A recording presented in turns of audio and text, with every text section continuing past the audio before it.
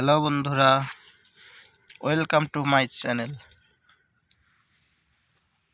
আমার নিজের পেঁয়াজের জমিতে দেখুন প্রচুর পরিমাণে কালো কিশোরী ঘাসে জন্ম হয়েছে।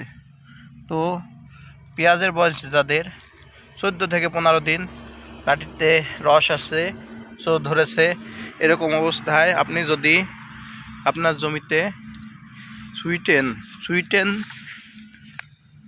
অক্সিফ্লোরোফেন গ্রুপের ওষুধ 12 মিলি বা 12.5 মিলি হারে ড্রপে দিয়ে দুপুর 12টার দিকে রোদ্দুরযুক্ত অবস্থায় স্প্রে করতে পারেন, আপনার এই কেশরী ঘাস পুরো নির্মূল হয়ে যাবে।